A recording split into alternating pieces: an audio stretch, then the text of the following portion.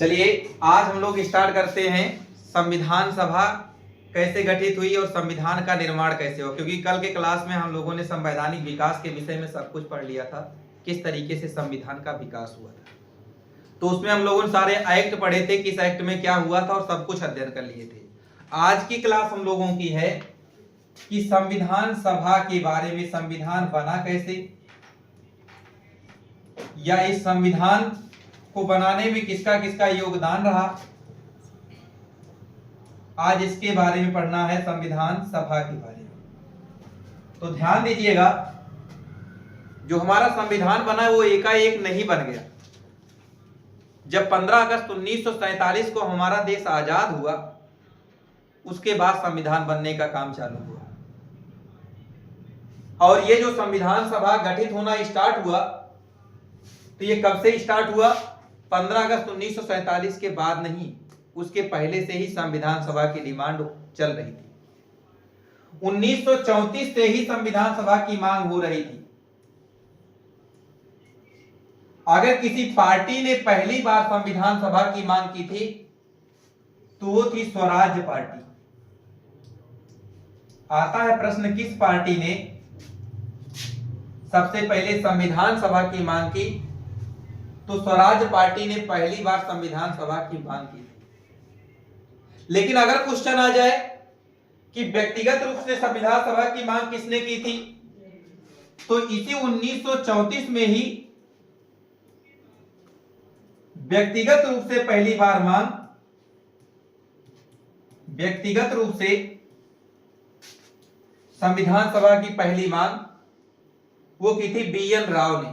किसने की थी? बी.एन. राव ने की थी, सॉरी एम.एन. रॉय ने। बी.एन. राव तो बेटा संवैधानिक सलाहकार थे, ठीक है। एम.एन. राव। तो पहली बार व्यक्तिगत मांग एम.एन. रॉय ने की, और किसी पार्टी के रूप में पहली बार मांग स्वराज पार्टी ने की। लेकिन बात अभी भी नहीं बनी, नेहरू भी आ जाते हैं बीच में। नेहरू क्या कहते हैं कि जो संविधान सभा गठित होनी चाहिए वो वयस्क मताधिकार के आधार पर गठित होनी चाहिए। वयस्क मताधिकार के आधार पर गठित होना चाहिए। मतलब पहले 21 साल था, जो लोग 21 वर्ष के हों वही वोटिंग करके सदस्य को लाएं। और किसी आधिकारिक पार्टी ने पहली बार संविधान सभा की मांग की तो उस पार्टी का नाम क्या था? पहली पार्टी तो थी स्वराज पार्टी, लेकिन किसी पार्टी ने मांग की पहली बार अगर संविधान सभा की, जो आधिकारिक ऑफिशियली पार्टी है वो थी कांग्रेस पार्टी। कांग्रेस पार्टी। क्यों हम ये सब लिखा रहे हैं? क्योंकि ऐसे प्रश्न पूछ लिया जाता है कि आधिकारिक मांग पहली बार किस पार्टी ने की, तो कांग्रेस पार्टी ने पहली बार आधिकारिक मांग किसकी की थी? संविधान सभा की। संविधान सभा की पहली आधिकारिक मांग वो कांग्रेस पार्टी ने की, और नेहरू ने कहा कि जो संविधान सभा गठित हो वयस्क मताधिकार कर आधार पर गठित हो। वहीं दो लोगों ने 1934 में स्वराज पार्टी ने क्या कहा? मोतीलाल नेहरू की स्वराज पार्टी, उन्होंने क्या कहा कि ये जो एक संविधान सभा बननी चाहिए पहली मांग की थी। और व्यक्तिगत मांग, व्यक्तिगत पर्सनल रूप से किसी ने अगर संविधान सभा की पहली बात लाई तो एम.एन. रॉय ने लाया। और एम.एन. रॉय किस पार्टी से थे? कम्युनिस्ट पार्टी से संबंधित थे, जिसको साम्यवादी दल कहते हैं। एम.एन. रॉय का संबंध किस पार्टी से था? साम्यवादी दल से था।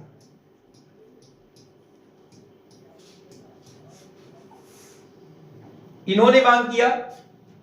उसके बाद जब ये अंग्रेजों के कान में ये बात पहुंची कि संविधान सभा की मांग हो रही है बनाने के लिए,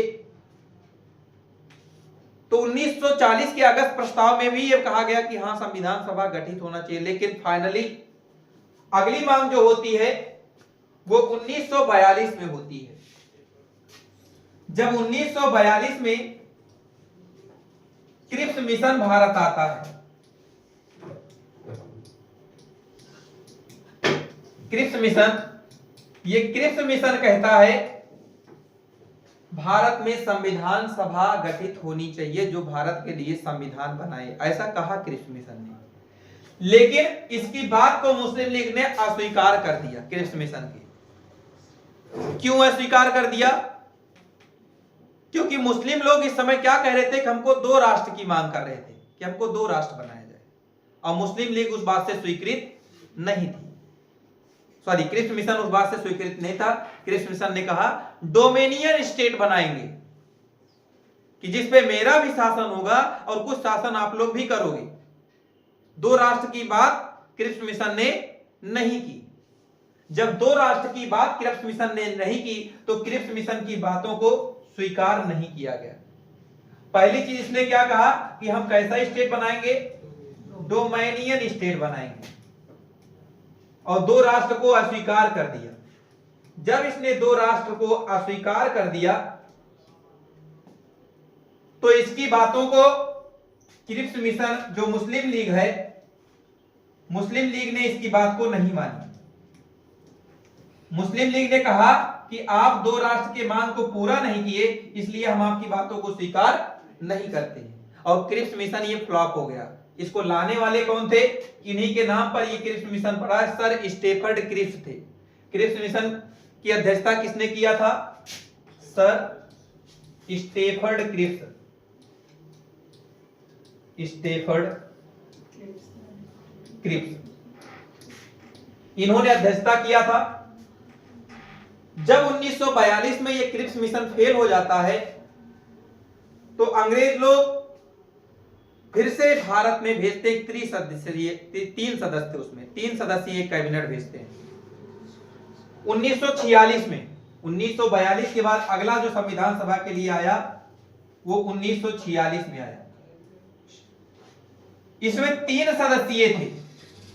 आता है 3 सदस्यीय थे। कितने सदस्य थे इसमें? 3 सदस्य। 3 सदस्य कौन कौन से थे? एक सर स्टेफर्ड क्रिप्स थे,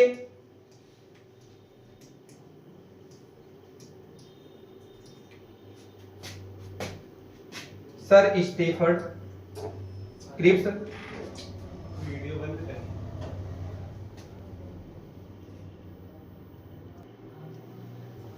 आगे देखिए, जब मुस्लिम लीग का गठन हो गया, मुस्लिम लीग ने कहा कि हम क्रिप्स मिशन की बातों को नहीं स्वीकार करेंगे, तो कैबिनेट मिशन भारत आया।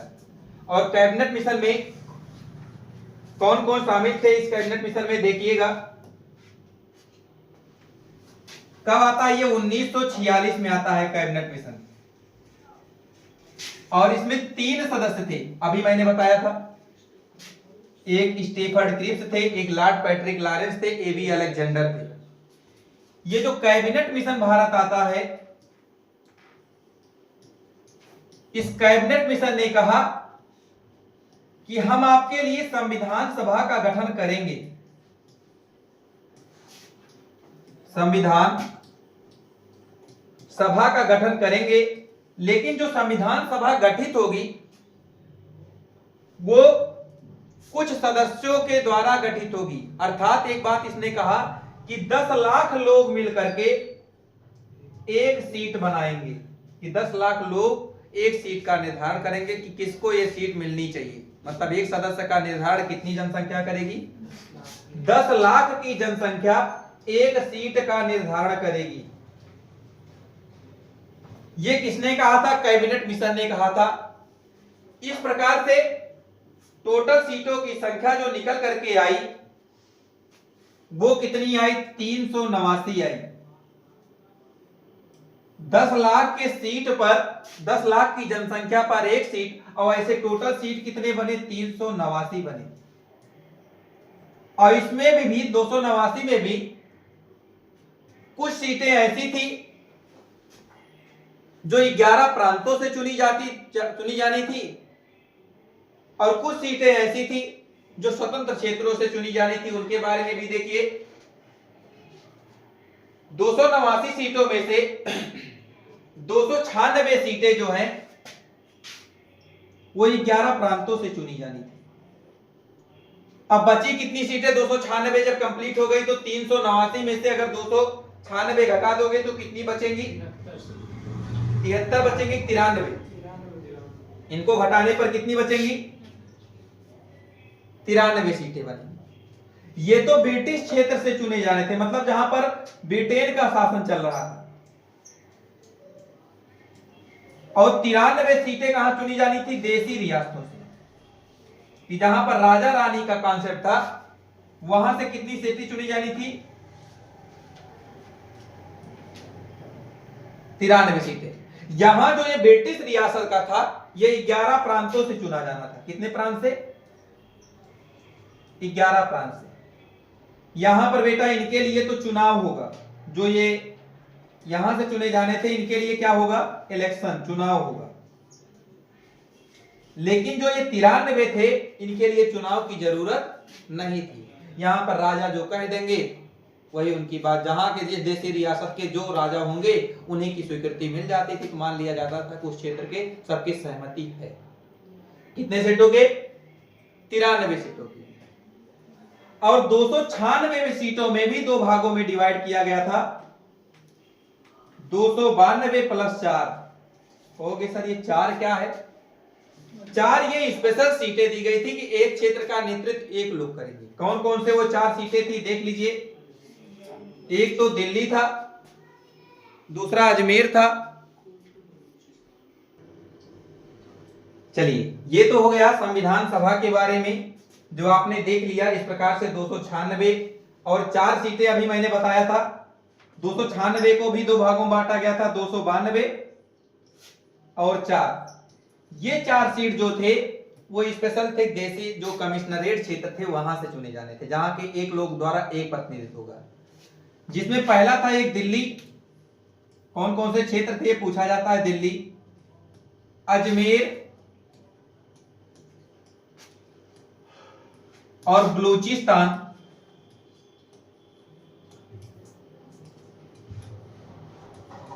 और कुर्ग।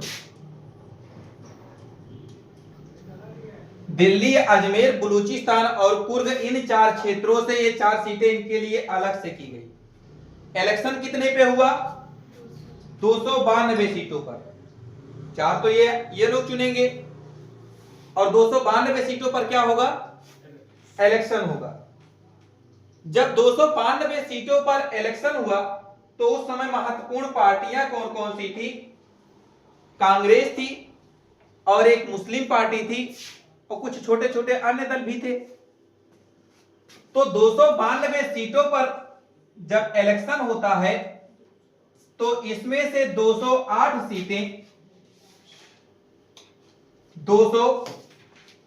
सीटें प्राप्त होती हैं कांग्रेस पार्टी को। वहीं 73 सीटें प्राप्त होती हैं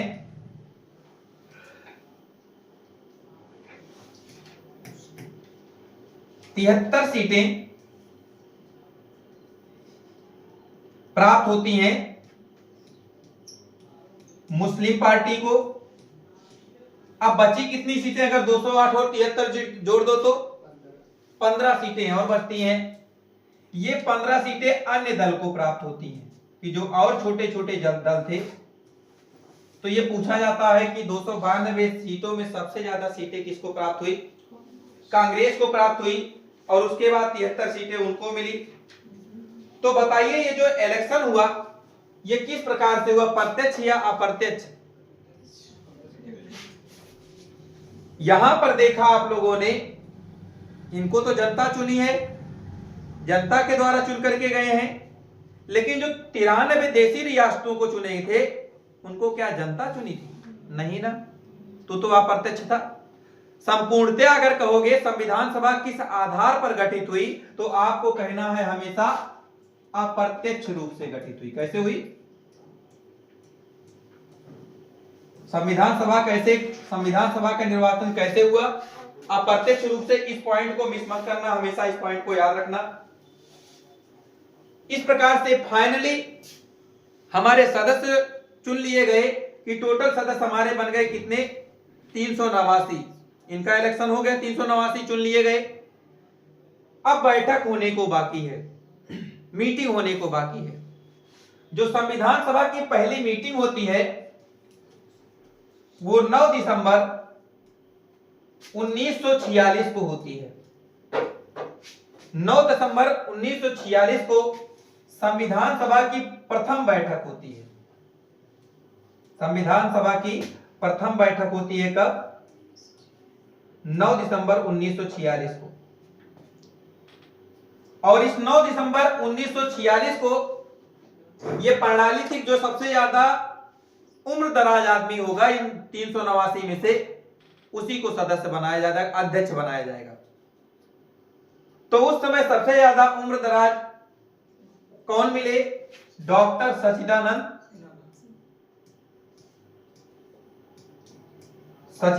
सिन्हा मिले।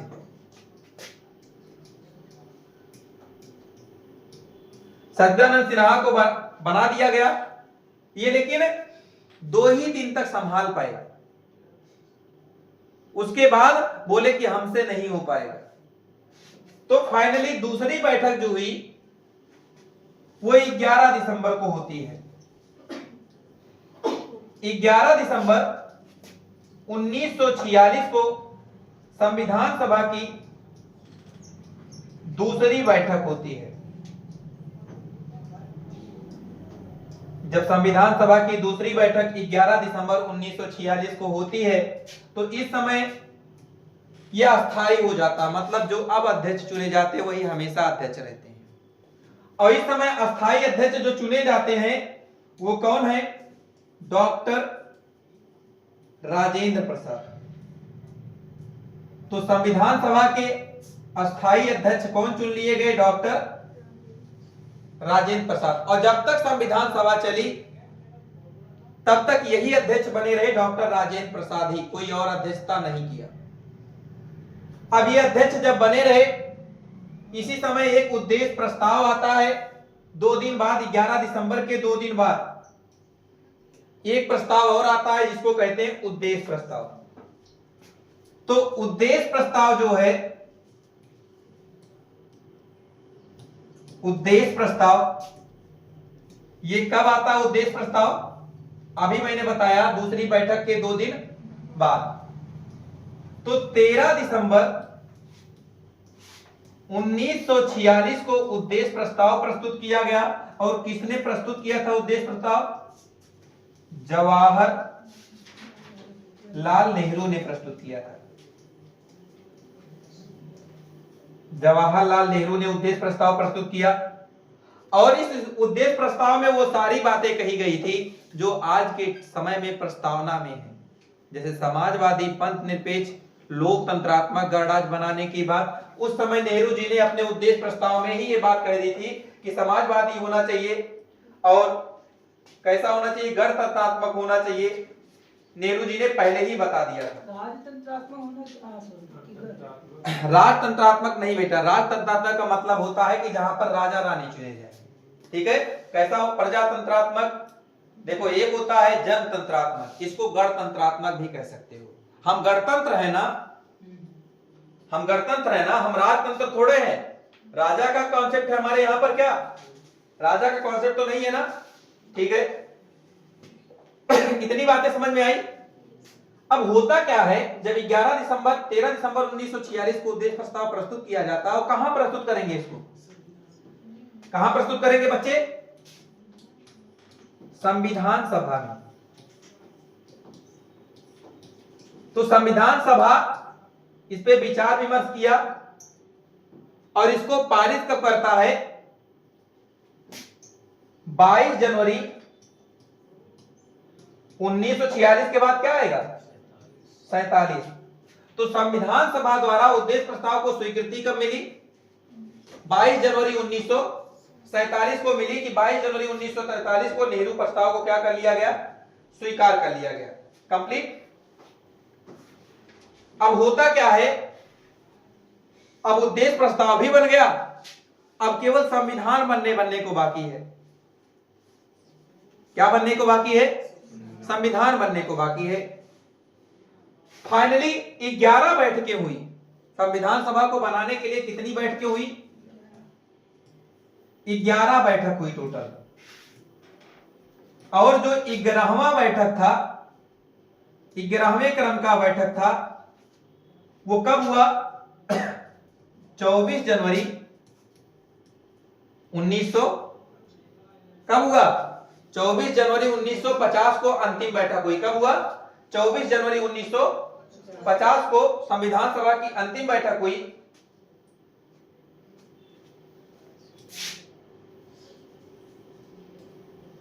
ठीक है, कितने बैठकें हुई थी टोटल बेटा? 11 बैठकें हुई। और लास्ट बैठक कब हुई? 24 जनवरी 1900। तो हमारे 11 बैठक में समय कितना लगा, मतलब संविधान को बनाने में समय कितना लगा? तो इस समय की बात करें तो 2 वर्ष 11 महीने, कितने महीने? 11 महीने 18 दिन। बेटा जो राज्यसभा की साइट है उस पे 17 दिन मिलता है, लेकिन आप लोग 18 दिन ही याद करके रखना, ठीक है? 2 वर्ष 11 माह 18 दिन लगे कंप्लीट। हमारा संविधान जब 2 वर्ष 11 माह 18 दिन में तैयार हुआ। अच्छा, अगर प्रश्न आ जाए जो संविधान सभा की पहली बैठक हुई थी उसमें महिलाओं ने, कितने महिलाओं ने पार्टिसिपेट किया था? किसी को पता है ना? संविधान सभा की जो पहली बैठक हुई थी उसमें कितनी महिलाओं ने पार्टिसिपेट किया था? 9 महिलाओं ने। कितने महिलाओं ने? संविधान सभा की पहली बैठक में 9 महिलाओं ने पार्टिसिपेट किया। लेकिन पूरे संविधान को बनाने में कितनी महिलाएं शामिल हुई? तो 15 महिलाएं। ठीक है, कितने महिलाओं का वर्चस्व मिला? लूसेंट में बेटा मिलता है 12, लेकिन सही आंसर क्या है? 15। तो संविधान को बनाते समय कितने महिलाओं ने प्रतिनिधित्व किया? 15 महिलाओं ने प्रतिनिधित्व। संविधान जो हमारा है वो बन करके कब तैयार होता है संविधान? तो 26 नवंबर 1949 को ही हमारा संविधान बन करके तैयार हो जाता है। मतलब 26 नवंबर 1949 को हमारे संविधान को अंगीकृत कर लिया गया, अधिनियमित कर लिया गया।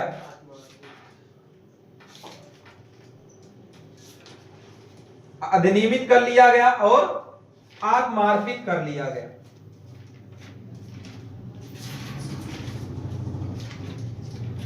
आत्मार्पित कर लिया गया मतलब हमारे संविधान को बनाया कब गया?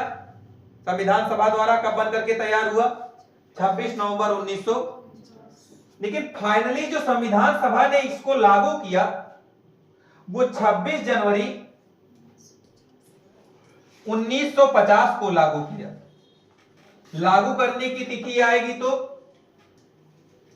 26 जनवरी 1950, बन करके तैयार होने की तिथि आएगी तो 26 नवंबर 1949 को संविधान सभा बना था, हमारा पूरा संविधान बना था। और जो हमारा संविधान बना है वो किसके द्वारा प्रस्तुत प्रस्ताव था? डॉक्टर भीमराव अंबेडकर जी द्वारा प्रस्तुत था। वो एक प्रस्ताव दिए थे, the constitutional be assembly by the past.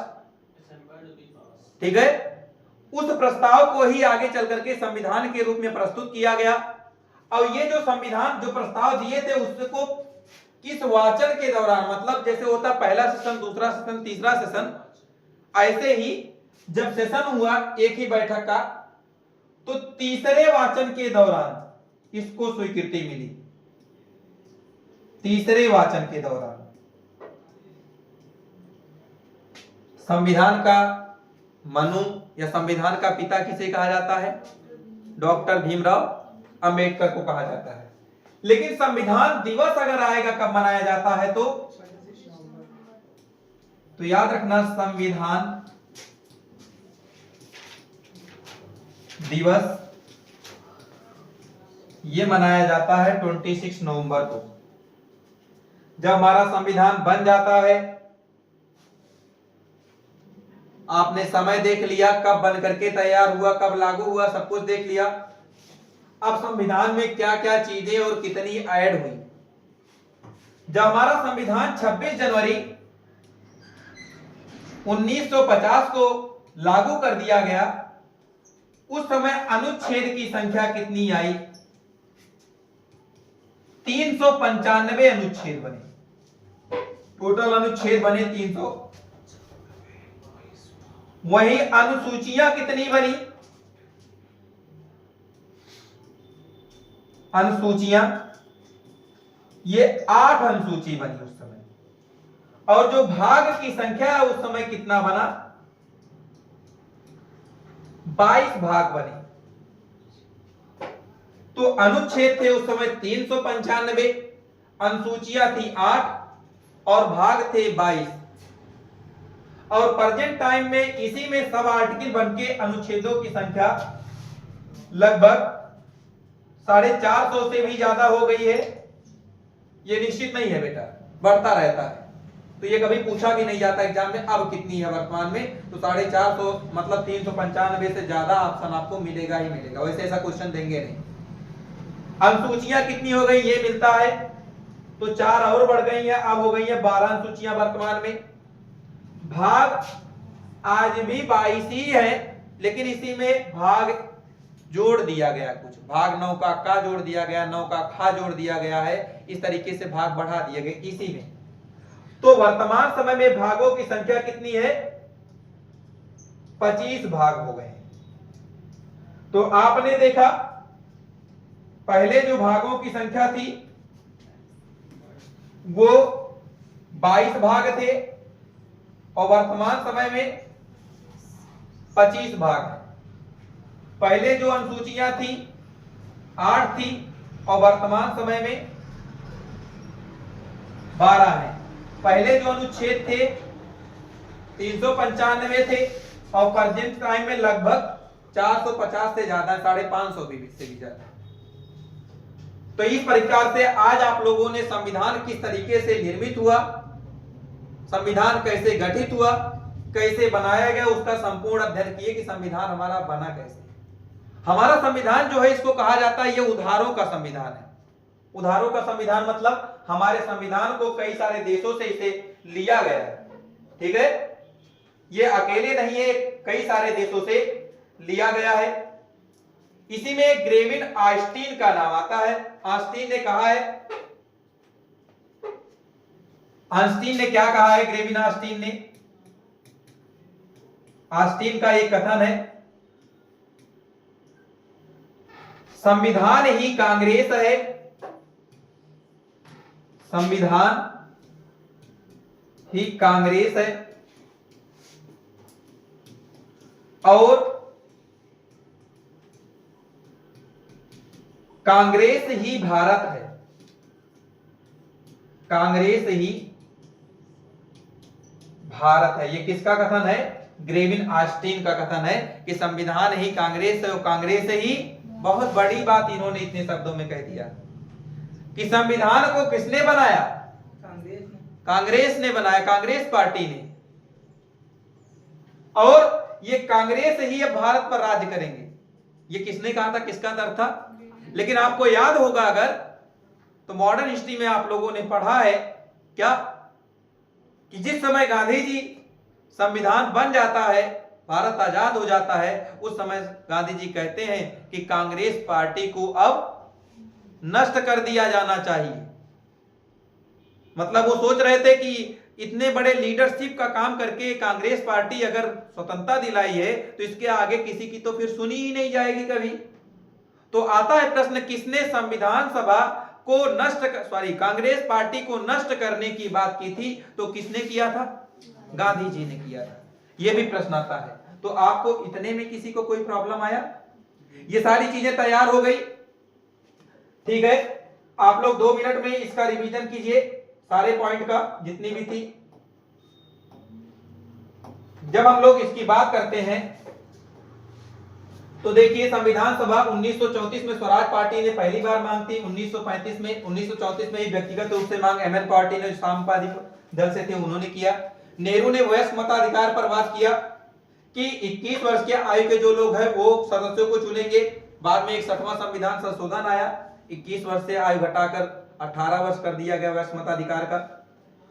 Congress party ने आधिकारिक मांग पहली बार की आगे आप लोगों ने पढ़ा 1942 में क्रिप्स मिशन भारत आता है, सर स्टीफन क्रिप्स की अध्यक्षता में। इसने डोमिनियन स्टेट और 2 राष्ट्र को अस्वीकार कर दिया था, जिससे मुस्लिम लीग असंतुष्ट हो गया और इसे स्वीकार नहीं किया। फाइनली फिर भेजना पड़ा इनको कैबिनेट मिशन को भारत। कैबिनेट मिशन 1946 को भारत आता है। उसके बाद फिर ये 3 सदस्यीय था, sir Stephen Cripps, lord Patrick Lawrence और एबी अलेक्जेंडर, 3 लोग शामिल थे। इन तीनों ने क्या कहा कि संविधान सभा गठित होगा, लेकिन 10 लाख की जनसंख्या पर 1 सीट का निर्धारण होगा। इस प्रकार से टोटल सीट बनकर के आई 389, जिसमें से 296 सीटों पर चुनाव होना था और 93 सीटें देशी रियासतों की, जिनको राजा रानी चुन लेते बस। उसमें भी 296 को भी 2 भागों बांटा गया, 292 और 4। जो 292 था, इस पे निर्वाचन होता। 4 क्षेत्र जो थे अलग थे, दिल्ली, अजमेर, बलूचिस्तान और कुर्ग, ये कमिश्नरेट क्षेत्र थे, इन पर अलग से होता। तो यहाँ का चुनाव कैसे हुआ? एक अप्रत्यक्ष प्रणाली द्वारा हुआ, क्योंकि हम लोग जो 93 सीटें थी देशी राजा रानी चुनते, उस पर तो इलेक्शन नहीं हुआ। तो इलेक्शन कैसे हुआ? अप्रत्यक्ष। जो ये 292 इलेक्शन हुआ, उसमें से 208 सीटें कितने जीत ली?